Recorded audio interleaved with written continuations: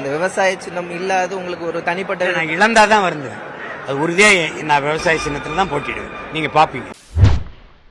NTK தோழர்கள் அதாவது தம்பிகளுக்கு வந்து ஒரு ரொம்ப குட் நியூஸ் மாதிரி எல்லாம் பரபரப்பாக கொண்டாடிட்டு இருக்காங்க. அப்படி என்ன கொண்டாடக்கூடிய விஷயங்கள் அப்படின்னா, அவங்களுடைய சின்னங்கள் பல முறை பறிக்கப்பட்டிருக்கு. இரட்டை மெழுகுவர்த்தியாக இருக்கட்டும், இரட்டை கரும்பு சின்னமாக இருக்கட்டும், இரட்டை கரும்பும் விவசாயமாக இருக்கட்டும், அப்புறம் மைக்காக இருக்கட்டும், இறுதியாக மைக் வச்சு போட்டிட்டாங்க. ஸோ இது எல்லாமே போயிட்டு இருக்க டைமிங்கில் அவங்களுக்கு ஒரு குட் நியூஸ் அப்படின்ற மாதிரி அவங்களுக்கு ஒரு சின்னம், அதாவது அங்கீகரிக்கப்பட்ட சிங்கம். இந்த சின்னம் வந்து மாற்றமே கிடையாது. இனிமேல் உங்களோட இப்போ இரட்டைலை உதயசூரியன் அப்படி இருக்குல்ல, ஸோ இந்த மாதிரி சின்னம் இவங்க சின்னம் தான் அப்படின்னு அங்கீகரிக்கப்பட்ட சின்னம் கொடுக்குறாங்க. அதுலேயும் ஸ்பெஷல் என்ன அப்படின்னா, தம்பிகளுக்கு கொண்டாட்டம் அதிகமாக இருக்குன்னு சொல்லிக்கிட்டு இருக்க விஷயம் என்னன்னா, தன் அண்ணனுடைய புகைப்படத்தையே அதில் சின்னமாக வடிவடிச்சிட்டாங்க. அதாவது நான் கிடையாது, நான் வந்து கட்சி என்னோடது கிடையாது, கொள்கை தான் என்னோடதுன்னு சொல்லிக்கிட்டு இருக்க அவரு தன்னுடைய புகைப்படத்தையே சின்னமாக மாற்றிட்டாரு. அப்போ கட்சி யாரோடது? ஸோ உங்களுக்கு புரியும். ஏடிஎம்கே அப்படின்னு நீங்கள் சொன்னாலே எம்ஜிஆர் தான், டிஎம்கேன்னு சொல்லிட்டீங்கனாலே இவர் தான், அதாவது அண்ணான்னு சொல்லுவாங்க, பட் ஆனால் திமுக குடும்பம் தான். ஸோ இந்த மாதிரி ஒரு பிராண்டை கிரியேட் பண்ணுறாங்க. கலைஞர் அவர்கள் தான் பிராண்டு அங்கே. ஸோ இப்போ ஒவ்வொரு கட்சிக்கும் ஒரு பிராண்ட் இருக்குது. விஜயகாந்த்னா விஜயகாந்த் கட்சிக்கு அவர், பாமகனா பாமகவோட அவங்க அப்பா. ஸோ இந்த மாதிரி ஒவ்வொரு இடத்துலையும் என்டிகேனா இப்போ சீமான் தான் அந்த கட்சியோட பிராண்டு மாதிரி. பட் அது உருவாக்குனது ஆரம்பத்தில் வேற ஒரு ஆட்கள்லாம். சரி, ஓகே, இதுதான் கொண்டு வராங்க, இதை கொண்டாட்டமாக கொண்டு போகிறானுங்க. அதாவது நார்மலைஸ் பண்ணுறது. ஏடிஎம்கே டிஎம்கே எல்லாமே பண்றதும் ஒரு பாலிடிக்ஸ் தான். அந்த பாலிடிக்ஸை விமர்சிக்கிற மாதிரி வந்து உங்களுக்காக நிக்கிறேன்னு சொல்லிட்டு, உங்களுக்காக நிக்கிற நாங்களும் பிராண்டை தான் கிரியேட் பண்ணுவோம், ஆனால் அந்த பிராண்டை நீங்க நம்ம அண்ணன் அப்படின்னு ஏத்துக்கணும் அப்படின்னு சொல்லிட்டு அவங்களுடைய ஐடி விங்ஸ் இருக்குல்ல, யூடியூபர்ஸ் இருக்காங்கல்ல, எல்லாருமே பரப்புறாங்க. சிம்பிளான மேட்ரு. எல்லா அரசியல்வாதி படத்தை தான் நீங்களும் பண்றீங்க. பட் இந்த சின்னம் எப்படி உங்களுக்கு வந்துச்சு அப்படின்ற விஷயங்கள்லாம் உள் பாலிடிக்ஸ் இதெல்லாம் பேச மாட்டானுங்க. எங்களுக்கு வெற்றி. அதாவது ஆளும் வர்க்கத்தை பத்தி பயங்கரமா மூர்க்கமா எதிர்க்கிறது யாருன்னா இவர் தான் சொல்லுவாங்க. ஆனா அந்த ஆளும் வர்க்கம் இவருடைய புகைப்படத்தை பொறிச்சே சின்னமா கொடுப்பாங்களாம். அதாவது இவர் வளர்ச்சிக்கு முக்கியமா உந்துதல் மாதிரி இது. இவரோட வளர்ச்சிக்கு அவங்க விரும்புவாங்களா என்ன? அப்ப விரும்புறாங்கன்னா இவங்களும் அவங்களும் ஏதோ ஒரு விஷயம் இருக்கணும்ல. அதை பத்தி இன்னைக்கு வீடியோல பார்க்க போறோம். வாங்க வீடியோக்குள்ள போலாம். அண்ணன் வச்சாரு பாருங்க இங்கே ஒரு சம்பவத்தை. அண்ணன் பிராண்ட் சொல்லிட்டு எந்தரா அண்ணன் படத்தை ஒரு சின்னமாக மாத்திரண்டா குர்ரா அந்த புறா அப்படின்னு சொல்லி அண்ணன் படத்தையே வரைஞ்சி சின்னமாக அங்கீகரிக்கப்பட்ட கட்சிக்கு நிரந்தர சின்னமாக வாங்கி கொடுத்தாரு பாருங்க. தம்பிகள் தங்கைகள்லாம் பெரும் மகிழ்ச்சியில் இருக்கும். இந்த மாதிரிலாம் பண்ணி கனவோடு நான் நினச்சி பார்க்குறேனே. நாங்கள் சொல்லுவோம், எங்களுக்கு சின்ன முக்கியம் கிடையாது, எங்கள் அண்ணன் இருந்தால் போதும், எங்கள் அண்ணன் மோதான் எங்கள் பிராண்டு, எங்கள் தலைவன் மோதான் எங்கள் பிராண்டுங்கிற மாதிரி எங்கள் அண்ணன் மோதான் எங்களுக்கு பிராண்டு. அது என்ன சொன்னீங்க? பிராண்டிங். எங்க அண்ணன் மோதான் எங்க பிராண்டு, எங்க தலைவன் மோதான் எங்க பிராண்டுங்கிற மாதிரி எங்க அண்ணன் மோதான் எங்க பிராண்டு.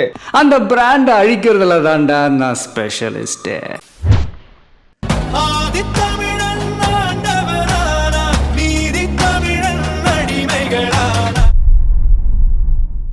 முன்னாடியே சொல்லிடணும், அந்த 3 எழுத்து கூட்டத்துக்கு பக்கத்துல இந்த சின்னத்தை காட்டிடாதீங்க. பைசூரம் பரசுராமன் வந்துட்டாரு, கோடாரி எதுக்கிட்டு வந்துட்டாருன்னு சொல்லி கலப்ப ஆரம்பிச்சிருவாங்க. கிட்டத்தட்ட அப்படியே இருந்தாலும் கோடாரி மாதிரி தான் இருக்கு. ஸோ அப்படியே இருந்தாலும் சீமான் அவர்களுடைய சின்னத்தை, அதாவது அவருடைய புகைப்படத்தை பொறிச்சு கொடுக்குற காரணம் என்ன? இவர்களிடம் கேட்டாங்களாம், வடிவமைச்சு கொடுங்க நாங்கள் கொடுக்குறோன்னு சொல்லி. அப்படியே இவங்க தான் சூஸ் பண்ணி கொடுத்துருக்காங்க.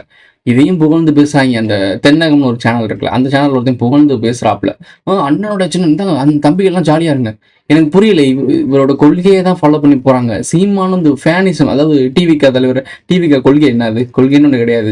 விஜய்ன்ற ஒரு ஃபேல் அணில் குஞ்சான்னு ஓடுறாங்க இல்லை. ஸோ அது மாதிரி தானே இதுவும் இருக்கு. அண்ணன் அங்கே தளபதி ரெண்டுக்கு என்ன டிஃப்ரென்ஸ்? நூல் இலவி டிஃப்ரென்ஸ் தான். உங்களுக்கு கொள்கைன்னு ஒன்று இருக்குன்னு சொல்றீங்க, அங்கே கொள்கைன்னு ஒன்று கிடையாது, வெறும் ஃபேண்டம் மட்டும். இப்போ நீங்க கொள்கையோட ஆட் பண்ணி ஃபேண்டம் தானே உருவாக்குறீங்க.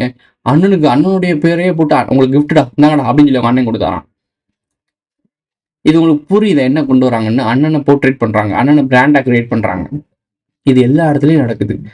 என்கிட்ட எனக்கு சொல்லிக் கொடுத்தவங்க என்ன சொல்லி கொடுத்துருக்காங்கன்னா, அதாவது இணையதள பொருட்கள் என்ன சொல்லி கொடுத்துருக்காங்க அப்படின்னா, ஃபேனிசம் இருக்கக்கூடாது, அதாவது ஹீரோஷிப் இருக்கக்கூடாது, ஹீரோஷிப் எப்பயுமே இருக்கக்கூடாதுன்னு சொல்லுவாரு. அதாவது தானே புகழ்ந்து பேசிக்கிறதா இருக்கட்டும், இல்லை இன்னொருத்தவரை வந்து புகழ்ந்து பேசி முட்டு கொடுக்கறதா இருக்கட்டும், இந்த ஹீரோஷிப் இருக்கவே கூடாது. ஹீரோஷிப் தான் அடிமைகளை உருவாக்குறதுக்கான பேசிக் லைன் அப்படின்னு அவர் எனக்கு சொல்லி கொடுத்துருக்காரு. ஸோ அப்போ எனக்கு தெரியும், நான் என்ன நாளைக்குமே பெருமையாக பேசிக்க மாட்டேன். நான்லாம் ஒரு சாதாரண அற்ப பதாரி தான், எனக்குலாம் மூளை இல்லை, நான் தற்கறி. ஸோ எனக்கு தெரிஞ்ச கொஞ்சோண்டு அறிவு வச்சு தான் நான் உங்களுக்கு எக்ஸ்பிளைன் பண்ணிட்டு இருக்கேன். ஸோ இதுதான் என்னோட நிலைப்பாடு. அதே மாதிரி தான் அவரும், நான் வெறும் வழிபோக்கன், சிம்பிள், இதான் கரெக்டு. நாங்கள் தலைவரும் கிடையாது, நாங்கள் ஒரு கொள்கையும் கிடையாது, நாங்கள் ஒரு டீமும் கிடையாது. எனக்கு தெரிந்த யாம் பெற்ற இன்பத்தை இந்த வையவும் பெறணும் அப்படின்றதான் சொல்லிட்டு இருக்கோம். சிம்பிளான கோடு. ஓகேவா? இதை ஃபாலோ பண்ணுறவங்க எல்லாருமே மக்களுக்காக நிற்கிறவங்க. இதை ஃபாலோ பண்ணாத எல்லாருமே என்ன பண்ணுறாங்கன்னா, உங்களை ஒரு ஒரு மார்க்கெட்டிங் ஸ்ட்ராட்டஜி மாதிரி உங்களை எல்லாரையும் வச்சு ஒரு வியாபாரம் நடக்குது. அரசியல்ன்றது உங்களை பொறுத்த வரைக்கும் ஒரு ஆட்சி மாறி மாறி வர்றது ஒரு விஷயம். இது கான்ட்ராக்ட் பேஸ்டு. இப்போ ஒரு கவர்மெண்ட் வந்து ஒரு டெண்டர் விடுவாங்கல்ல, பாத்ரூம் கட்டுற டெண்டரே வச்சுக்குவோம். உங்களுக்கு விஐபி படம் பார்த்தா உங்களுக்கு ஈஸியாக தெரியும். இந்த மாதிரி டெண்டர் தான். இந்த வருஷம் நீ என்ன பண்ற இந்த மாதிரி ஒரு டெண்டர் தான். அதுக்கான உள்ள அரசியல் வேற. உனக்கு எத்தனை அடிமைகள் இருக்காங்க? இந்த மாநாடுலாம் நடத்துறாங்கல்ல, மாநாடு ஆர்ப்பாட்டம் பார்த்தியா, எனக்கு பின்னாடி இவ்வளவு பேர். இதெல்லாம் காட்டுறதுக்கான காரணம் என்னன்னா, இதெல்லாம் உருவாக்குறதுக்காக அவங்க மாங்கு நுழைப்பாங்க. அந்த மக்களுக்காக சேவை பண்ற மாதிரி இருக்கும். எல்லா வேலையும் பார்த்து பின்னாடி ஒரு கூட்டத்தை கிரியேட் பண்ணிடுவானுங்க. இந்த கூட்டத்தை வச்சுதான் பெட்டிகள் பேசப்படும். நீங்க சொல்லப்படி உங்க பாஷையில பேசணும், சீட்டுகள் பேசப்படும். எனக்கு இத்தனை சீட்டு கொடு, எனக்கு அத்தனை சீட்டு கொடு. வெளியில் பேசும்போது சீட்டு, உள் மாறும்போது பெட்டி. வேலையே பார்க்காம மக்களுக்கு சேவை செய்யறவங்க வீட்டில் எப்படி போல சொத்து சேருது? ஃபங்க்ஷன் நடத்தும் போது எப்படி இவங்க மீட்டிங் போடும்போதெல்லாம் இவ்வளோ பிரம்மாண்டமான விஷயங்கள் இருக்கு. கோடிகளுக்குலாம் செலவு பண்ணி எப்படி பண்ண முடியுது? விஜய் அவர்கள் பண்றாங்கன்னா அவர் ஆல்ரெடி கோடியை சம்பாரிச்சு தான் வந்து செய்யறாப்புல. ஆனால் நார்மலான ஒரு கட்சி மக்களுக்கு, அதாவது வேலை பார்க்குற ஆட்கள், அதாவது நிதி திரட்டி, மக்கள்லாம் நாங்கள் நிதி திரட்டி செய்யறோம் அப்படின்னுவாங்க. கட்சி நிதின்னு ஒன்று இருக்கும், கட்சிக்கு நிதின்னு ஒன்று வரும், ஃபண்டுன்னு ஒன்று வரும். ஸோ அந்த ஃபண்டெல்லாம் ஏன் வரணும்? ஒரு கார்பரேட் கம்பெனி ஒரு கட்சிக்கு எதுக்கு ஃபண்டு பண்ணணும்? இங்கே இருக்க கட்சிக்காரங்க எல்லாருமே மக்களுக்கான சேவை தானே பண்ணுறாங்க.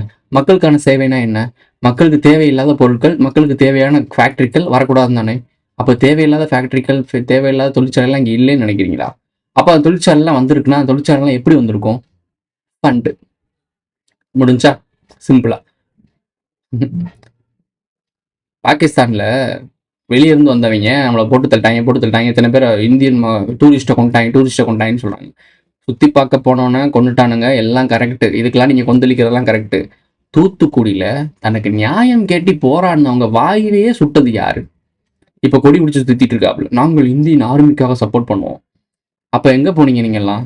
எனக்கு உண்மையிலேயே புரியல. நீங்கள்லாம் உண்மையிலேயே இந்த உலகத்துக்குள்ளே தான் வாழ்ந்துட்டு இருக்கீங்களான்னு எனக்கு தெரியல. நாங்கள் தான் தப்பாக வாழ்ந்துட்டு இருக்கோமான்னு எனக்கு தெரியல.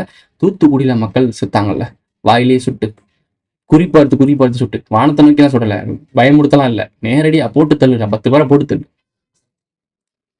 உள்நாட்டுக்குள்ளே கவர்மெண்ட், சொந்த கவர்மெண்ட்டே நியாயம் கேட்ட மக்களை சுட்டு கொண்டாங்க. எங்கேயா போனீங்க? எங்கே உங்க நாட்டு போட்டு போச்சு? இந்தியன் கவர்மெண்ட் ஏன் இதுக்காக ஆர்மி இறக்கல? எங்க நாட்டு மக்கள் எப்பறம் அடிப்பன்னு சொல்லிட்டு அந்த ஆட்சியை கலைச்சிருக்கணுமா இல்லையா? ஏன் பண்ணல?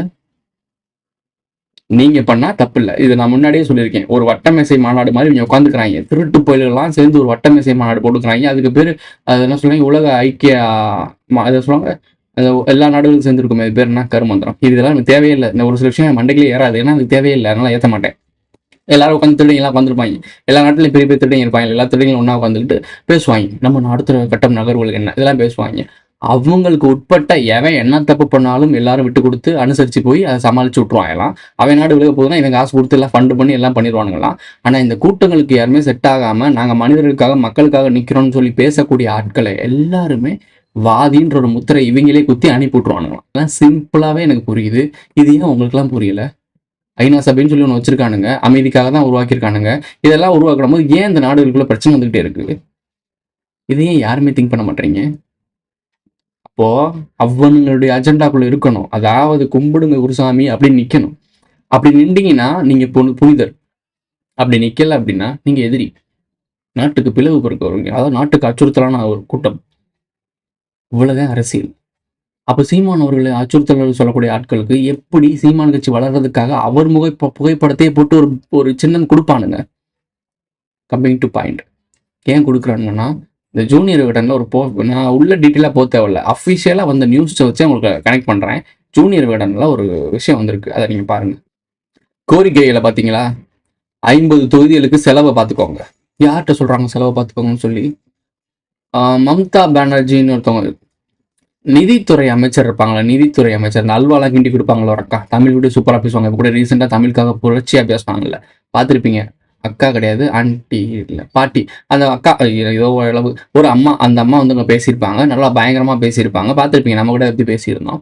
அவங்கள இவர் வந்து ஒரு ஏதோ ஹோட்டலில் மீட் பண்ணாரு, அதாவது என்ன சொல்றது, கதை சொல்லி மீட் பண்ணாருன்னு சொல்லியிருக்காங்க. அது ஒரு ரூமராக போச்சு. நான் மீட் பண்ணேன்னு சொல்லுவேன்னு சொல்லி இவர் தைரியமாக பேசிட்டு போயிட்டாப்ல. அது எப்படி சொல்லுவார்? அப்படி மீட் பண்ணேன்னு சொல்லிட்டாங்கன்னா அடுத்து சின்னம் கொடுத்துட்டு அப்புறம் வந்து தொகுதிகளுக்கு பங்கீடு செலவு கொடுத்துட்டு அப்புறம் வழக்கு வந்து தள்ளி போயிட்டு இதெல்லாம் இப்போ வருண்குமாரா யாரோ ஒருத்தர் கேஸ் போட்டு ஒரு இழுவை எழுந்துட்டு இருந்துச்சுல, சீமான் அரெஸ்ட் பண்ணப்படுவாரா அப்படின்லாம் ஒரு பிரேக்கிங் நியூஸ்லாம் ஓடிட்டு இருந்துச்சுல. இதெல்லாம் தள்ளி வைக்க இது நீங்க பாருங்க, நான் சொல்றேன் திரும்பி திரும்பி சொல்றீங்க. எலெக்ஷன் நல்லா செலவு பண்ணுவாங்க, நல்லா இறங்கி பிரச்சாரம் பண்ணுவாங்க, சின்னம் அவங்களுக்கு கொடுக்கப்பட்டுருச்சு, அங்கீகரிக்கப்பட்ட சின்னம் நீங்க நினைப்பீங்க இவங்க 88% ஓட்டு வாங்கினதுனாலதான் இந்த சின்னம் கிடைச்சிச்சு, இது எங்களுடைய தனிப்பட்ட வெற்றின்னுவாங்க. இங்கேதான் நம்ம தப்பு பண்றோம். அந்த 8% வாக்கை இவங்க எப்பயோ கூட வாங்கியிருக்கலாம். ஸ்டார்டிங்ல வந்தாங்க பாருங்க, அப்பவே இந்த 2 கட்சியும் வெறுத்து போய் அன்னைக்கே கூட ஓட்டு போட்டுருக்கலாம். பட் இந்த டைமிங்ல இப்பதான் இது நடக்கணும், இப்பதான் நம்ம சின்னம் கொடுக்கணும், இப்பதான் நம்ம கண்ட்ரோலுக்கு வருவோம், இப்பதான் நம்ம சொல்ற அஜெண்டாக்குள்ள பேஸ் வருவோம், இந்த டைமில் இந்த நிகழ்வு நடக்கணும், அப்போ இதெல்லாம் பண்ணு. எல்லாமே ஸ்கிரிப்டட். ஓகே, ஸ்கிரிப்டரை கூட விட்டுருங்க, வேற விஷயத்து வரும். ஸோ அப்போ நல்லா யோசிச்சு பார்த்துருப்பீங்க. உங்களுக்கு இப்போ நான் சொன்னது ஒரு அளவுக்கு புரிஞ்சிருக்கும். ஸோ நான் தமிழ் தேசியத்துக்கு எதிராகவோ தமிழர்களுக்கு எதிராகவோ இல்லை தெலுங்கர்களுக்கு ஆதரவோ எதுக்குமே நான் ஆதரவாகவும் எதிர்வாகவும் இல்லை. ஒன்லி ஒன் கூட்டமைப்பு, மனிதர்கள், ஹியூமன்ஸ்க்கும் ஹியூமன்ஸ் இல்லாத ஆட்களுக்கும் நடக்கிற சண்டை தான் இங்கே நடந்துட்டு இருக்கு. என்ன ப்ரோ அம்புலி மாமா கதை சொல்கிற அப்படின்லாம் புதுசாக பார்க்குறவங்களுக்கு தெரியும். ஆரம்பத்துலேருந்து நம்ம வீடியோஸை ஃபாலோ பண்ணுறவங்களுக்கு தெரியும். இப்போ நான் சொல்லக்கூடிய விஷயங்கள், பேசக்கூடிய விஷயங்கள்லாம் நான் கொஞ்சம் குறைச்சிக்கிட்டேன். ரொம்ப விஷயங்களை டீப்பாக ஷேர் பண்ணாமல் இப்போ கள அரசியலும் நடக்கிற நிகழ்வுகளையும் உங்களுக்கு ஈஸியாக கனெக்ட் பண்ணி சொல்கிறேன். சீமான் அதிக வாக்கு வர்றதுக்கான எதிர்கட்சி வர்றதுக்கான வாய்ப்புகள் அதிகம். அந்த இடத்த பிடிக்கிறதுக்கு தான் 2 பேர் இறக்கியிருக்காங்க, டிவிக்கா என்டிகே. இது 2 தான் எதிர்கட்சியாக வர்றதுக்கு வாய்ப்பு இருக்குது. ஏடிஎம்கே முடிஞ்சு வச்சு சோழியை முடிச்சு விட்டாங்க, அதுக்கப்புறம் எந்திக்காது, அது சும்மா இருக்கும் ஒரு கட்சி மாதிரி. இப்போ அதை கொஞ்சம் கொஞ்சமாக படிப்படியாக குறைச்சிருவானுங்க. இப்போ இன்னும் இருக்குல்ல, அதாவது டிஎம்கே நெக்ஸ்ட் எலெக்ஷனில் டிஎம்கே ஜெயிக்கிறது தான் வாய்ப்புகள் அதிகம்ன்றதால அஜெண்டாக்குள்ள அதுதான் இருக்குது. ஸ்கிரிப்ட் படி 2029 டிஎம்கே தான் ஆட்சியில் இருக்கணும். இது எப்படி இருந்தாலும் டிஎம்கே தான் ஆட்சியில் இருக்கணும், இதுதான் ஸ்கிரிப்ட். 2009 அதாவது 2009 உங்களுக்கு தெரியும் முள்ளி வாய்க்கால், அப்போ யார் ஆட்சியில் இருந்தாங்களோ 2029 அதே சாதாரண ஆட்கள் தான் இருக்கணும். நான் என்ன நினச்சேன், டிவிக்காவும் ஈவேராவை தானே தூக்கிட்டு வராங்க, இதுவும் திராவிட கட்சி மாதிரி தானே, அப்போ இதுதான் இருக்கும்னு நான் ஒரு கெஸ் பண்ணேன். பட் அவங்களுடைய பாலிடிக்ஸ் படி இவங்க கட்சின்னு இருக்குல்ல டிஎம்கே, அப்போ டிஎம்கே தான் வரும். என்னுடைய நான் வந்து கருத்து கணிப்போ இல்லை ஃபியூச்சருக்கு ப்ரெடிக்ட் பண்ண சொல்லலை, ஸ்கிரிப்ட் படி அதான் வரணும். ஸோ இப்போ 2029 டிஎம்கே தான் ஆட்சியில் இருக்கும். நெக்ஸ்ட் எலெக்ஷன்ல அவங்க தான் ஜெயிக்க போகிறாங்க. 2029 அப்புறம் ஒரு எலெக்ஷன் நடக்கும்ல, அப்படி ஒரு எலெக்ஷன் நடக்கவே நடக்காது. லாக்டவுன், மிகப்பெரிய ஒரு லாக்டவுன் நடக்கும், பொருளாதார வீழ்ச்சி நடக்கும். அப்படியே அப்படியே அப்படியே தூக்கி போய் வேர்ல்டு வாரில் நிப்பாட்டிடுவாங்க, அப்படி சட்டி போகிற வேண்டியதான், அவ்வளோதான். அடுத்து ஓடவும் முடியாது, ஒளியவும் முடியாது, முடிச்சு விட்ருவாங்க. முடிச்சு விட்டீங்க போங்கன்ற மாதிரி போயிடும். இதெல்லாம் நடக்கக்கூடாது அப்படின்னா உங்களை சுற்றி என்ன நடக்குதுன்னு தெரிஞ்சுக்கோங்க. தலைவர், அண்ணன், தம்பி, தளபதி, அது இது தளபதி அஜித், என்னென்னமோ புரட்சி, உங்களை ஆளக்கூடிய ஆட்கள், உங்களை கண்ட்ரோலில் வச்சிருக்கக்கூடிய ஆட்கள்லாம் யாருன்னு தேடுங்க. அவங்களுடைய பின்புலம் என்ன, அவங்களுடைய நோக்கம் என்ன. டிவிக்கு தலைவரான சம்பாதிச்சுட்டு போக வேண்டியதான, மக்கள் மேலே இப்போதான் ஆர்வம் வருதா? சரி, அப்படியே ஆர்வம் வந்து ஒரு தலைவர் ஏன் தன் மகனை கரெக்டாக சினிமா இண்டஸ்ட்ரியில் இன்ட்ரோ கொடுத்துட்டு அதுக்கப்புறம் ஒரு வெளியே வராரு, எல்லா ஃபேமிலிக்கும் செட் பண்ணி கொடுத்துட்டு ஃபேமிலி தான் பையன் இனிமேல் சம்பாதிப்பான், இவர் அப்பா விட்ட சம்பளத்தை தம்பி எடுப்பான். உனக்கு புரியவே இல்லையா என்ன நடக்குதுன்னு? அவங்க குடும்பமே வந்து அப்படியே சேவை செய்யறதுக்கெல்லாம் வரல, இவர் சினிமாவை தூக்கி போட்டேன்ற மாதிரி ஒரு பிம்பத்தை உருவாக்குறானுங்கல்ல. இவர் சினிமாவை தூக்கி விட்டு அரசியலுக்கு வராப்புல, கரெக்டு. உன் மத்தியில் எப்படி போகிறோம் பாத்தியா, இவ்வளோ காசை விட்டுட்டு எங்களுக்காக வராருன்னு நீ சொல்லுவாங்க, உன்னைய வச்சு வியாபாரம் பண்ண போறாங்க. இவர் அதாவது ஸ்கிரிப்ட், இவர் இங்கே இறக்கி விட்டாங்களா, தான் பையன் டேரக்டர் ஆகிட்டாப்ல, இவர் விட்ட பணத்தை அங்கிட்ட அவர் எடுப்பார். விஜய் பையன் இந்த அனில் குஞ்சான்ஸ்லாம் பார்க்க தானே போகிறாங்க. இதில் பாலிடிக்ஸ் கூட வந்துட்டாங்களா? ஸோ இப்போ அரசியல் ரீதியாகவும் இன்னமும் கொஞ்சம் வீரியமாக தான் சப்போர்ட் பண்ணுவாங்க. இப்போ புரியுதா உங்களுக்கு என்னன்னு? அவங்க பொலிட்டிக்கல் கேம் எவ்வளோ தெளிவாக இருக்குன்னு தெரியுதா? அப்பா அரசியல், மயன் சினிமா. புரியலையா? யாருக்கு தெரியும்? இந்த படத்தை பார்த்தீங்களா, எம்பூரான் படத்தில் அமெரிக்காவிலேருந்து ஒருத்தர் ரிட்டர்ன் வந்தாப்புல இல்லை, அந்த படத்தை டிக்கெட் விட மாதிரி சொல்லியிருந்தேன். இவர் ஜேசன் சஞ்சயா, இவர் பேர் சஞ்சய் தலை. அந்த பையன் என்னன்னா அமெரிக்கா ரிட்டர்ன் தான், அவன் குடியுரிமை அமெரிக்காவில் தான் இருக்குது. ஆனால் இங்கே வந்துக்கிட்டு ஒரு சினிமா டைரக்டர் ஆயிடுறாப்புல. நம்ம இலங்கையிலேருந்து வந்தவங்க மட்டும் அகதிகள், முகாமிலே தான் இருக்கணும். இவர் அமெரிக்கா குடியுரிமை போட்டுட்டு இங்கே வந்து ஜாலியாக இருப்பாப்புல. இதை கேட்க மாட்டாங்க, அவனுமே கேட்க மாட்டாங்க. எங்கள் தளபதி பையன் போங்கடா டே, உங்களை வச்சுக்கிட்டு என்னத்த அரசியலில் பேச, அரசியல் பேசி அதாங்க வெறுப்பாக இருக்குது. இது ஒரு சப்ப ரீசன். நான் சிம்பிளாக சொல்கிறேன், இவங்களுடைய அரசியல்லாம் ரொம்பலாம் கம்ப சூத்திரமாக இல்லை, அதுக்கெல்லாம் தனி மூலெல்லாம் தேவையில்லை. சிம்பிள், சீப்பை வச்சு தான் கல்யாணத்தை படிக்கிருக்காங்க. அதுவே ஒன்று தெரிய மாட்டேது. இங்கே கையில் சீப்பு இருக்குன்னு நான் சொல்கிறேன், இந்த சீப்பை வச்சு தான் ஏமாற்றிட்டு இருக்கானுங்க. ப்ரோ இங்கே என்ன ப்ரோ இருக்குது, ஒன்றுமே இல்லைன்னு சொல்கிறல, இங்கே ஒன்றுமே இல்லை, இந்த ஒன்றுமே இல்லாத வச்சு தான் அவனை ஏமாற்றிட்டு இருக்காங்க.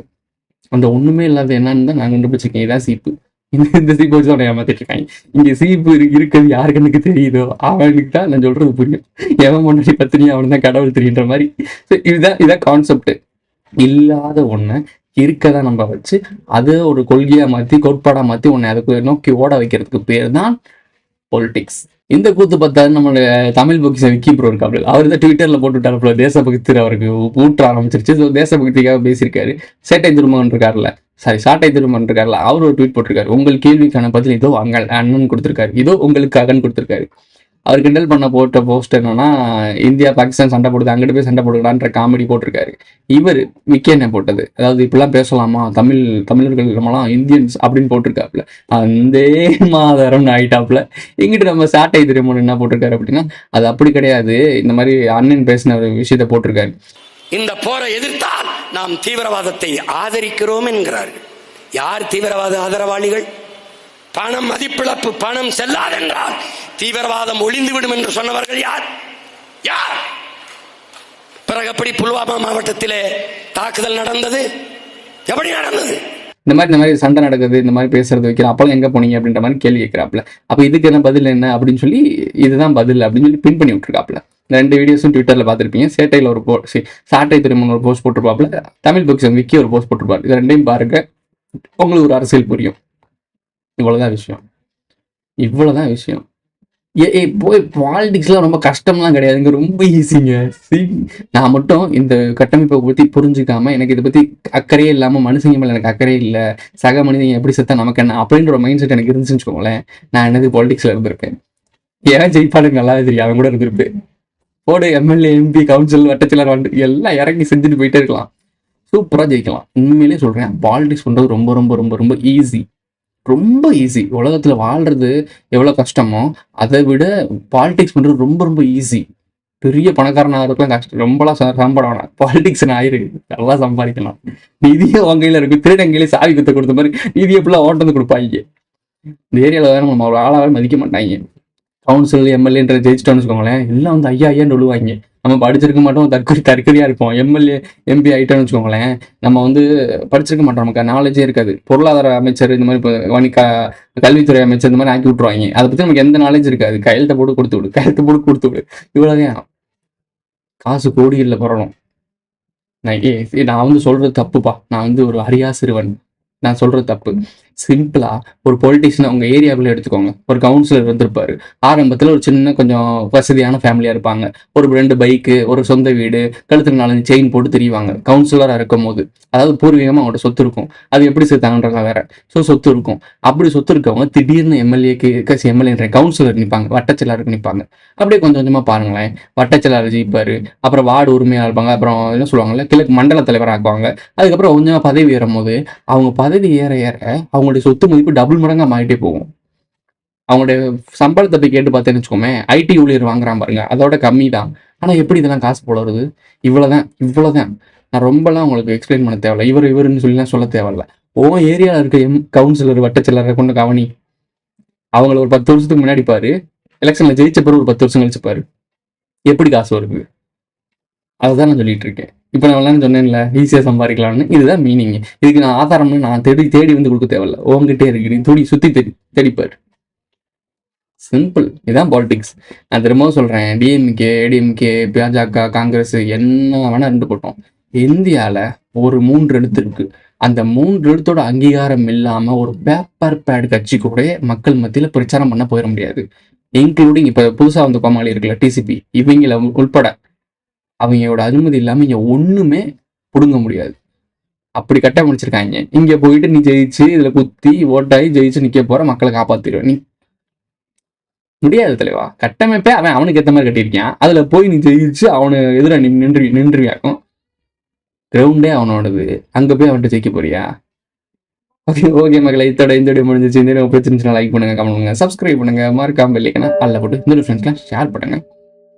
குறிப்பா வேர்ல்டு வார் கம்மிங் சூன், அது வரக்கூடாதுன்னு நினைச்சிங்கன்னா மக்கள் அவேர்னஸ் ஆகணும். இங்கே நடக்கிறலாம் என்னன்னு புரிஞ்சுக்கணும். இலங்கை முள்ளிவாய்க்கால் மே தினம் வரப்போகுது. ஸோ நினைவு கூர்ந்துக்கோங்க, அங்கே என்ன மிஸ்டேக்ஸ் பண்ணாங்க, மக்கள் ஏன் அங்கே இவ்வளோ பேர் செத்தாங்க, அவங்க பண்ண பிழைகள்லாம் என்னன்னு யோசிச்சு பாருங்க. கூட இருந்த துரோகிகள் யாருன்னு யோசிச்சு பாருங்க. அவங்களுடைய இந்த காரணம், அதாவது இப்படி ஒரு நிகழ்வு நடந்துச்சுல, இந்த ஒரு போர் வந்ததுக்கான காரணம், யார் இதுக்கு பின்புலம், இதெல்லாம் மட்டும் அலசி பாருங்க. அதை அலசி பார்த்துட்டீங்கன்னா தெரியும், இங்கே இப்போ கள அரசியலில் என்ன நடக்குதுன்றது ஈஸியாக புரிஞ்சிடும். ஸ்டார்டிங்லேருந்து எண்டிங் வரைக்கும் பாருங்க. அவங்களுடைய ஸ்டார்டிங் ஆரம்பிச்சில போராட்டம், அங்கேருந்து நீங்கள் விஜயநகர பேரரசு அங்கே போச்சுல, அங்கேருந்து கூட வச்சுக்கோங்க, அங்கேருந்து 2009 வரைக்கும் மட்டும் அரசியலை பாருங்க. அந்த 2009 இப்போ 2025 வரைக்கும் நம்ம தமிழ்நாட்டு அரசியலையும் பாருங்க. 2029 என்ன நடக்க போகுதுன்றது நான் சொல்றது உங்களுக்கு புரியும். 2009 முள்ளிவாய்க்கால், 2029 மகாபலிபுரம், கன்ஃபார்ம் பண்ணல, மகாபலிபுரம். அவ்வளோதான். அடுத்த வீடியோல சந்திக்கலாம்.